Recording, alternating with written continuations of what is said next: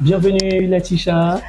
Merci Thierry François, merci. C'est un énorme plaisir de t'avoir ici parce que c'est pas toujours facile avec ton agenda, voyage et autres. Je suis également ravie de me retrouver ici et c'est un véritable honneur d'être en ta présence. D'accord, et on le rappelle, Latisha, l'international chorégraphe et vraiment plein de casquettes que nous allons découvrir ensemble. Mais déjà, qui est Latisha?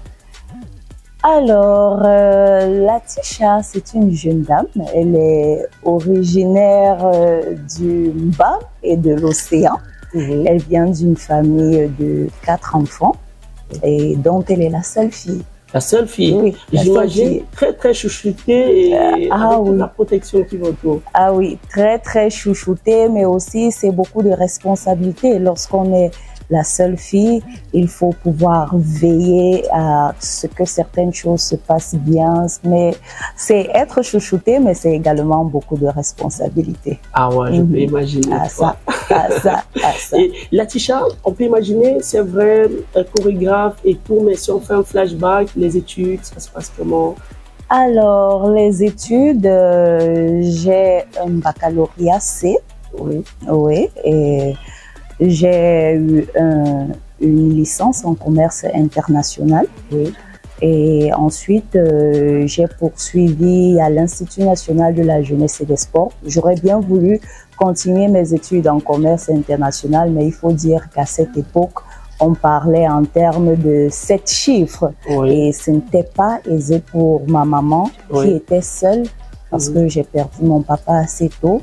Donc, elle avait toutes les charges sur elle et j'ai dû, à un moment donné, m'arrêter en licence commerce international. Mais, vu que celui-là, il est là-haut, j'ai pu entrer à l'Institut national de la jeunesse et des sports et ça s'est soldé par l'obtention de mon CAPEPS. Ah, d'accord. Oui, je projette justement continuer mes études parce que j'aime bien l'école. D'accord, déjà bravo. Merci. Véritable exemple, ça il faut le dire. Et ce qui est incroyable, parce que tu es aussi là, parce que le public qui découvre dans ce domaine-là, la danse, et vraiment dans ce couloir, c'est énorme ton CV. Ça, je peux te le dire. Toute l'équipe était waouh, ça c'est clair. Et maintenant, d'où te vient cet amour pour la danse? Vraiment, Thierry François, je ne saurais pas comment te répondre à cette question. Et vraiment, je ne saurais vraiment pas comment te répondre, mais je dirais que c'est pas quelque chose qui a été fabriqué. Je peux dire que je suis née avec. Déjà depuis toute petite, j'ai toujours été impliquée dans les activités culturelles. Déjà, ça c'est déjà vraiment depuis la maternelle. Vous retrouverez des photos de moi où déjà toute petite comme ça là, j'étais bien impliquée, bien plongée dans les activités culturelles. Donc, il faut dire que c'est quelque chose, comme on dit souvent entre parenthèses, c'est inné. Je peux dire que je suis née avec cet amour pour la danse. Au-delà d'être une passion, c'est vraiment toute ma vie, quoi. D'accord, c'est énorme.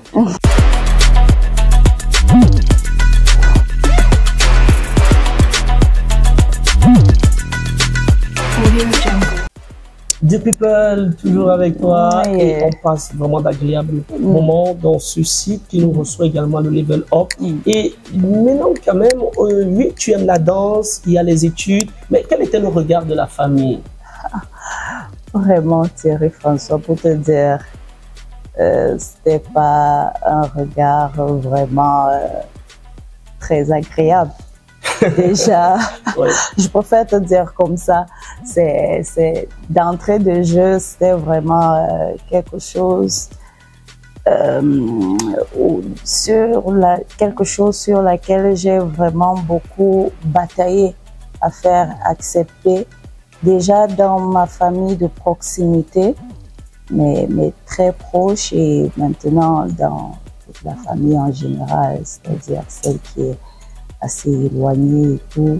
Mais déjà, c'était de prime abord, et ça reste même toujours de prime abord, autant pour moi, un regard assez péjoratif. Vous voyez, déjà, d'entrée de jeu, c'était pas d'abord facile, parce que le premier combat était au niveau de ma maman. Ouais. Ça n'a pas été très facile de lui faire accepter ma passion pour la danse. Et j'ai vraiment dû batailler par ça. Mais ce que j'ai aimé, c'est que ma mère a été quand même à ce niveau un génie. Oui, parce que elle a vu mon acharnement, elle a vu ma persévérance, elle a vu mon dévouement. Je suis sûre qu'elle s'est dit, qu'est-ce que je peux faire que cette petite arrête ça? C'est-à-dire, elle rentre. Et à un moment donné, mon petit frère même a commencé à également aimer la danse. Donc, quoi, il a été influencé. Ça, c'est sa grande sœur chérie. Donc, on allait, à un moment donné, on a commencé à aller ensemble aux événements de danse. Oui. Donc, ma mère, elle sort le coup de génie et elle dit, OK, tu aimes la danse, je te laisse danser, mais tu me ramènes mes notes. Ah ouais. Tu danses, fais ce que tu veux, mais mes notes à l'école ne souffrent de rien. Vous comprenez donc pourquoi j'ai continué dans mes études et j'ai continué à danser et j'avais le feu vert. D'accord, ça c'est un message pour les jeunes qui nous regardent à l'instant. Vraiment, je crois faire la part des choses. Oui. C'est ça, c'est ce qui s'est passé. Et maintenant, oui, il y a la danse, il y a le kiff, la passion, cette envie. Ouais, une fois que la zik passe, on fait un mouvement aller et autres. Mais maintenant, il y a l'univers professionnel. Comment tu intègres cette carrière professionnelle et après, il y aura la création de ton propre groupe Candy Crow.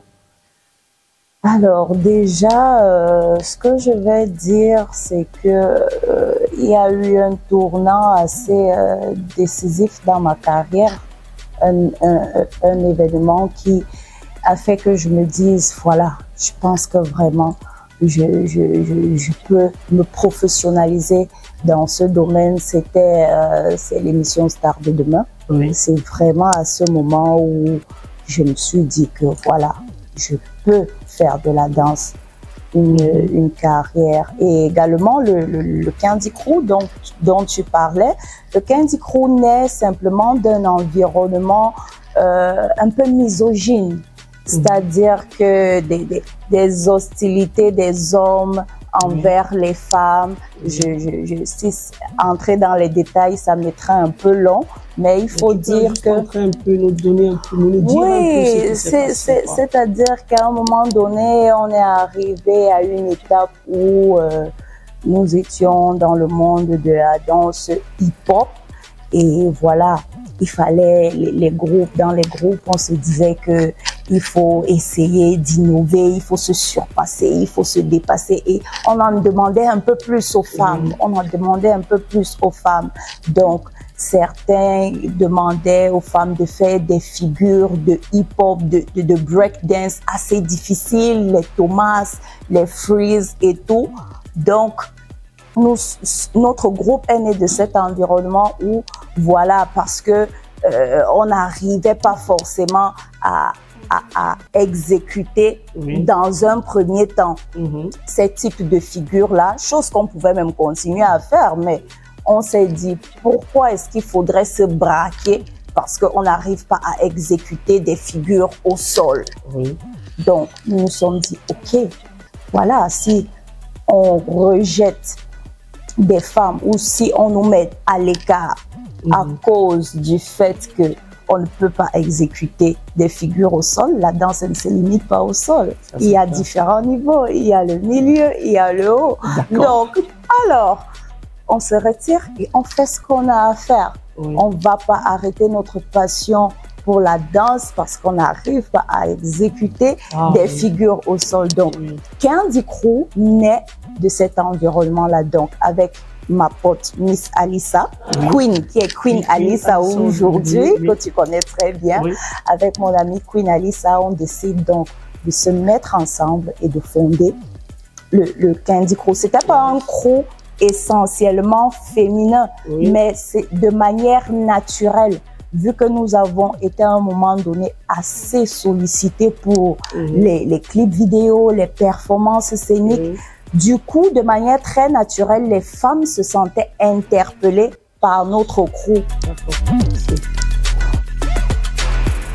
voilà, l'histoire Candy Crew est née, nous avons vécu des choses et on continue de vivre puisque Candy Crew, Candy Crew est toujours là, c'est Candy Crew jusqu'à la gare. Candy Crew jusqu'à la gare. Mais tout à l'heure, tu nous as parlé aussi de Star de demain. Oui. C'est énorme quand même. Ah, ça, jusqu'aujourd'hui, je me demande toujours comment je me suis retrouvée dans cette émission, mais vraiment, quand je pose la question, c'est parce que à cette époque-là, c'était vraiment le moment où c'était un gros challenge avec ma maman. Donc, quand mon ami m'annonce que voilà, j'ai besoin de toi pour Star de demain, est-ce que tu peux venir pour 1 mois? Alors, c'est la première fois où je sors de chez moi pour 1 mois. Et je dois dire ça à ma maman. C'est fort quand même, là. À ma maman. Oui. Alors, je retourne la question dans ma tête. Comment je vais annoncer ça à ma mère? Je commence comment? Je veux partir. Est-ce qu'elle va accepter? Mais Thierry François, je suis allée dire à ma maman. Elle a dit, OK.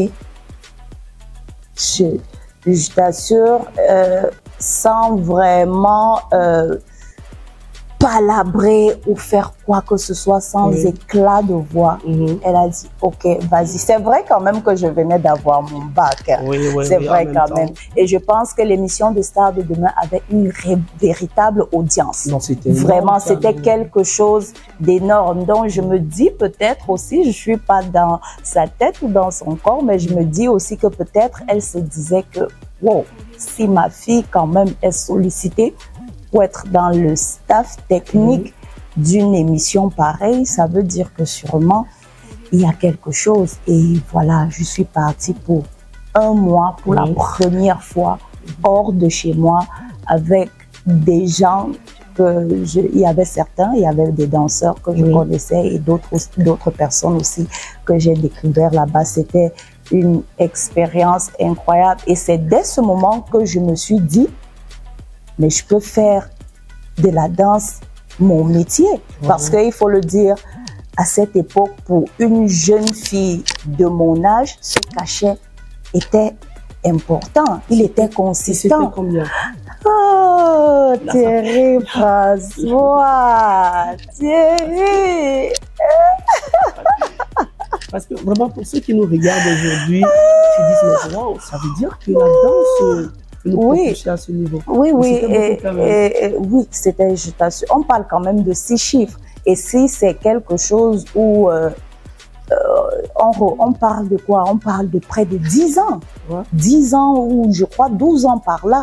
Donc, à cette époque-là, parler quand même d'un cachet à 6 chiffres, donc, 6 chiffres, à cette époque, on va dire, restons au plus bas monde, 6 chiffres, 1 million, c'est... 6 chiffres, quand on dit quand même 6 chiffres, quand je dis 6 chiffres, on dit si par exemple, 100 000, c'est 6 chiffres, non? 1, 2, 3, oui, et les 3 zéros, ça fait 6. Je n'ai pas parlé de 6 zéros, j'ai parlé de 6 chiffres. Voilà. En tout cas, oui, en tout cas, tu es dans la fourchette. Dans la fourchette.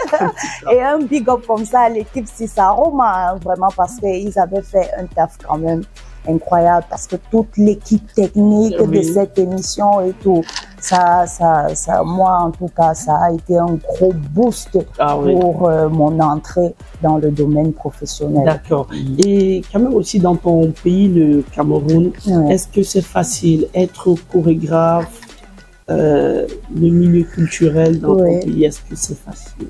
Oh, rien n'est facile nulle part. Peu importe l'endroit où tu te trouves, rien n'est facile. Et encore moins dans le domaine artistique.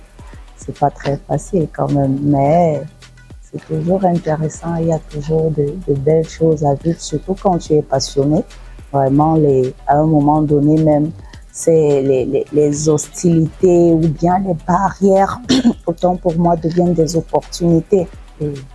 D'accord. Et le plus dur quand même, quand on est leader, quand on gère des groupes, c'est quoi le plus dur? Alors, le plus dur quand on est chorégraphe dans le pays.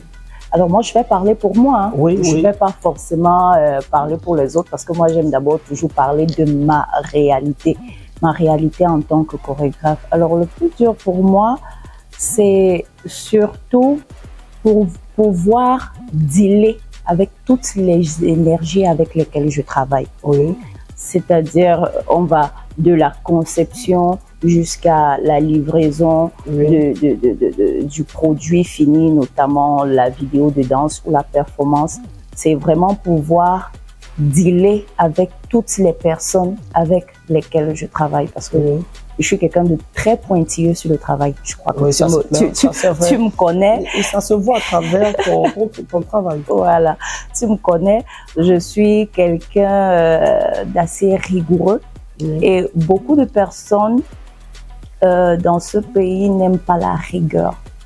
Oui, donc j'ai souvent beaucoup de soucis à travailler avec différentes personnes dans mes projets, mais ça se fait toujours parce que il y a des choses que je comprends en tant qu'humain et j'ai pu accepter que voilà, si tu dois travailler avec différentes personnes, tout le monde n'est pas comme toi. Il faut pouvoir accepter, mais vraiment, c'est beaucoup plus ça. Le reste, tout ce qui tourne autour, peut-être les rémunérations et tout, ça c'est vraiment des choses secondaires. Mais moi, vraiment, c'est le gros souci que j'ai, vraiment pouvoir travailler avec d'autres personnes qui n'ont pas le niveau d'exigence que moi je veux, qui sont pas ponctuelles, qui n'ont pas le souci du détail, du beau, de la perfection, même si ça peut pas être parfait autant pour moi, mais atteindre un certain niveau de perfection. Moi j'adore les choses agréables à l'œil nu. Je dis toujours, dès qu'on se met, dès qu'on se met quelque part pour que les gens regardent, ça doit être beau. D'accord. Si tu peux pas faire, tu laisses. Et j'aime pas les choses médiocres. Bon, malheureusement, la majorité, je vais pas mettre tout le monde dans le même panier, la majorité des personnes aiment les choses médiocres dans le pays. Donc ça, c'est ma réalité à moi. Ma réalité à moi en tant que chorégraphe. Et maintenant, quels sont les artistes avec lesquels tu as eu à échanger et qui t'ont marqué? Je vais parler de deux artistes en particulier, un homme et une femme. J'ai travaillé avec, je vais commencer par la femme. C'est le mois de la femme, hein? Si nous sommes, vu que nous sommes en mars, je vais parler de la femme. Je vais commencer par la femme d'abord. C'était Coco Argenté. Coco Argenté. Oui, je devais prester avec elle en Guinée équatoriale. Alors, on m'a mise en contact avec elle pour travailler sur sa prestation en Guinée.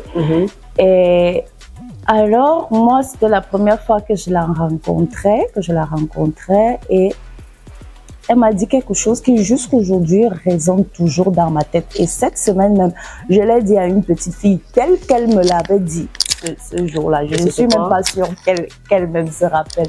Alors, elle me disait, quand tu es une femme, bouscule, bagarre. Une femme n'est pas... non. Oui, elle m'a dit ça comme ça. Non, je me rappelle plus bien le contexte, mais je crois que on était au restaurant de l'aéroport où je sais plus trop et quelqu'un essayait un peu de me brimer ou bien et moi je restais un peu derrière et tout. Et voilà, elle est venue en mode un peu réprimander la personne et tout. Et voilà, et après elle m'a dit non. Quand une femme, ça bagarre, une femme, ça arrache, donc, il faut s'imposer. Il faut s'imposer, voilà, il faut s'imposer. Et je t'assure que jusqu'aujourd'hui, ces paroles, parfois ça vient là comme ça en flashback, quand je suis peut-être découragée, quand je suis et tout, et ça revient souvent comme ça. Bam, une femme ça.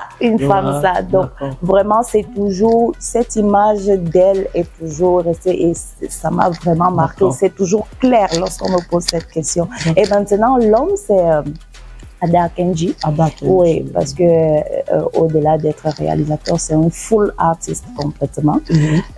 Parce que là, ça m'a surpris quand je m'attendais à entendre. Oui, tu t'attendais peut-être à un musicien et tout, mais il faut dire que Ada, c'est un chanteur. C'est la base aussi. Ça, voilà. vérité. Donc, justement, vu que je le connais même depuis, déjà quand il était vraiment en plein aussi dans la musique et tout, mais déjà en tant que réalo, c'est quelqu'un qui m'a vraiment beaucoup mis en valeur dans ses vidéogrammes.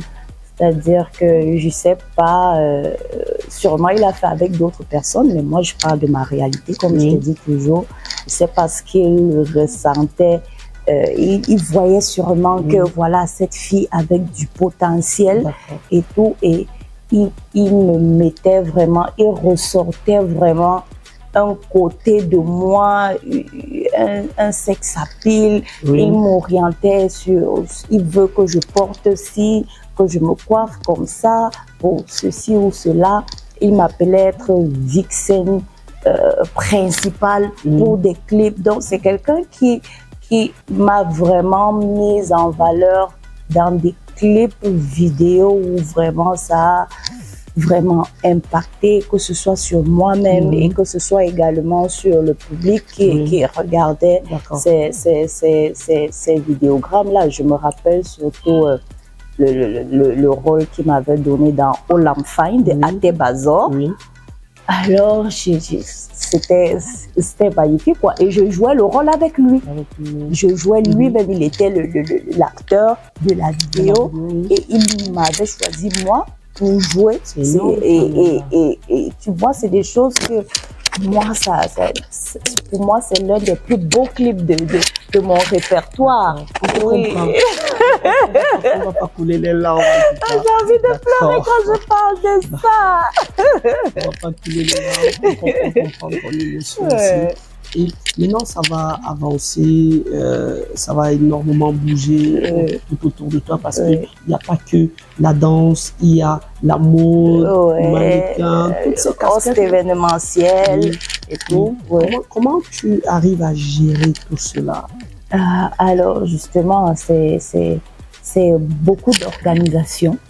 Comme je te disais tout à l'heure, je vais pas dire carré, mais je suis quelqu'un d'assez organisé parce que justement, quand tu arbores toutes ces casquettes, si t'es pas organisé, tu seras plutôt contre-productif.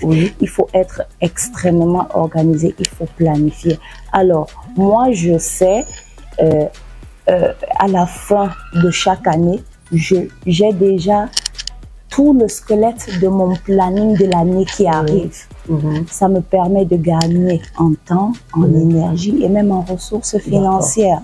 Donc, je m'organise et voilà, il y a évidemment des activités ponctuelles qui entrent par-ci, par-là, mais déjà de prime abord, j'ai un calendrier de mon année qui arrive. Ça me permet de savoir comme si, comment je gère ci, comment je gère ça, où est-ce que je dois être à tel moment. Toute cette atmosphère-là te permet justement de bien gérer toi-même ton énergie personnelle et pouvoir gérer les ressources humaines qui tournent tout autour et ainsi que les ressources financières. Parce que si tu n'as pas les finances pour faire tout ça, tu floppes, quoi. Et c'est pourquoi j'ai envie de parler des finances, j'ai envie de j'aime bien cette question. J'aime beaucoup l'argent. Non, c'est important. C'est important d'en parler. Parce que pour ceux qui nous regardent aussi, parce que nous sommes au Cameroun, c'est pas toujours évident, c'est bien de faire comprendre à ces jeunes que oui, il faut pas toujours croire que c'est parce que ça ne marche pas, mais il faut se donner à fond et ça paye véritablement. Oui, ton plus grand cachet en tant que danseuse. Oh Thierry, ces questions avec l'argent. Ok. Alors, il faut déjà dire, Thierry, que il y a 15 ans, quand même, lorsqu'on commençait, tu vois, l'époque de couleurs urbaines et tout. Quand on commençait, oui, c'est vrai, il y avait déjà quand même une industrie qui était en place. mais elle n'était pas la même qu'aujourd'hui, tu vois. Aujourd'hui, c'est un peu plus développé. Aujourd'hui, un danseur aspire à avoir toute une équipe même autour, un chorégraphe, un manager, un conseiller artistique. Donc, il y avait déjà des prémices d'industrie avant, mais c'était pas tout ce qu'il y avait aujourd'hui. Et il faut le dire, à cette époque-là, on avait plus un souci de faire valoir nos talents, de faire savoir au monde entier qu'on danse, qu'on a du talent. C'est beaucoup plus ça qui nous importait à ce moment-là. Je t'assure. Hein. J'ai eu à faire des clips, je vais te le dire, parce qu'il faut qu'on soit conscient de cela. Parce que si aujourd'hui, j'arrive à parler en termes de 6-0, de mon cachet aujourd'hui, c'est parce que j'ai eu 2-0. Ah, d'accord. Oui, okay. Je me rappelle toujours de ce clip que j'ai fait. Je vais taire le nom de l'artiste parce que parfois j'ai un peu mal quand je parle de ça. Ça fait partie des étapes. Oui, mais je me rappelle de ce clip que j'avais fait toujours avec ma copine Queen Alissa. Oui. Nous étions rentrés sous la pluie, étant sortis depuis le matin, étant sortis depuis 8 heures parce qu'on devait être sur le lieu du tournage à 9 heures. Nous devions être là, nous sommes rentrés à 3 heures du matin. Et lorsqu'on est en train de rentrer, l'artiste nous donne 600 francs. Je parle de 600 francs. Oui. Donc, on m'a ri quand je vais dire, je préfère le dire, quand j'ai dit 2-0. On nous a sorti 600 francs sous une pluie battante. Des jeunes filles qui sont venues faire des performances dans un clip vidéo. On nous a donné 600 francs. Tu vois, et nous sommes rentrés à 3 heures du matin. Mais tu vois, à cette période-là, c'était pas cet argent qui nous intéressait. C'était cette image-là. Et quand on voyait le clip, on était contente, voilà. Tu vois. Mais laisse-moi te dire, pour moi, j'ai jamais vu ce clip à la télé quand même. Ça veut dire qu'il n'y a pas eu une suite. Oh, voilà. Donc, pour te dire que si aujourd'hui, quand même, j'arrive à parler en termes de 6-0 cachet de danseuse, et aujourd'hui, j'ai une équipe, Latisha, en tant que danseuse, en tant que chorégraphe, c'est toute une équipe derrière. C'est parce que justement, je suis restée focus et j'ai continué à travailler et je suis restée dans l'industrie. Donc, c'est difficile, mais il y a du potentiel, il y a de la valeur, il y a de l'économie dans le domaine. Mais il faut rester extrêmement concentré. Latisha de People avec toi. Et maintenant, aujourd'hui, parce qu'il faut le dire déjà, merci. C'est bien Mantrack. Ah, voilà. Yes, le label. Voilà, tu es directrice également du label Mantrack. C'est quoi? Il s'agit de quoi? Alors, Mantrack, c'est déjà d'entrée de jeu un label de production artistique parce que ça se limite pas qu'à la musique. C'est un label qui se veut un label de production vraiment artistique, peu importe le domaine. Et à présent, je suis la directrice administrative artistique et également financière de ce label.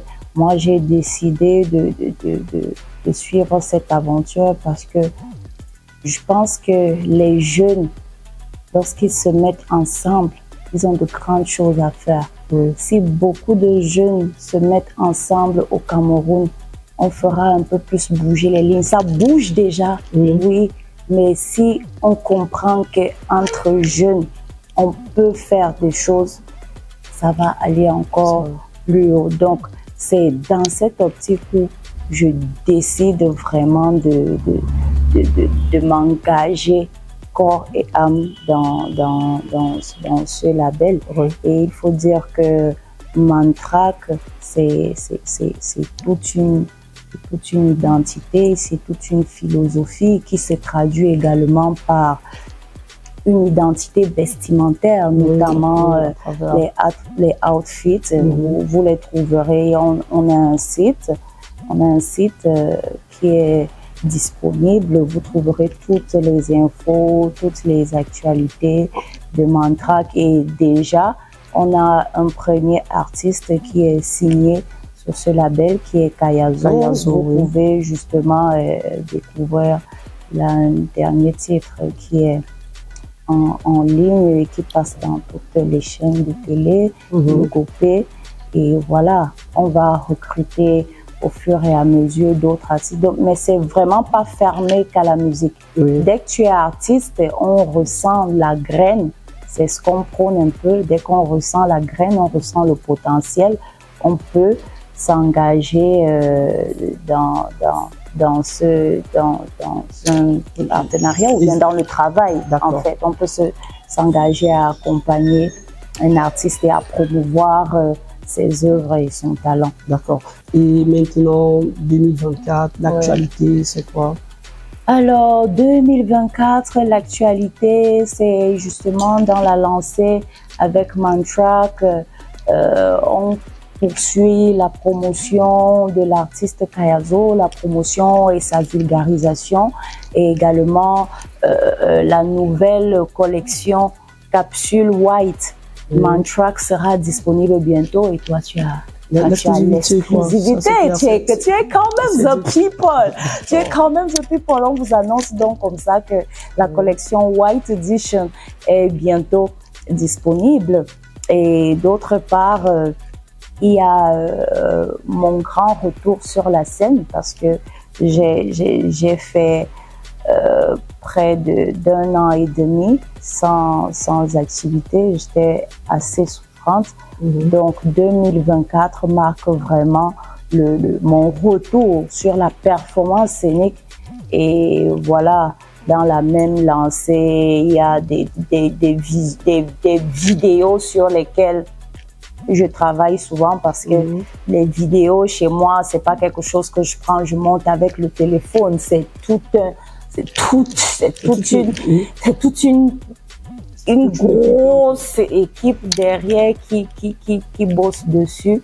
Donc, c'est des vidéos, c'est des shootings photos. Comme je suis mannequin, c'est également des choses sur lesquelles je bosse et que je planifie. Et d'un autre côté aussi, la Fédération nationale des arts et sports urbains, dans laquelle je suis la première vice-présidente, a lancé ses ligues régionales depuis le 9 mars. Nous avons commencé ici au centre. La semaine passée, nous étions du côté de Douala. Ça va se poursuivre à l'est, à Bertois. Ensuite, nous irons du côté de Bolova. Donc, nous irons dans différentes régions. Et cela va se solder par la Coupe nationale qui aura lieu du 10 au 12 mai. Ce sont les Fenasio Games. Là, c'est vraiment les champions des danses urbaines qui vont s'affronter. Donc, il faudra rester vraiment au fil de l'actualité sur les différentes pages, ma page ou bien Fédération nationale. En tout cas, ça va s'afficher toutes les informations. Oui, bien sûr.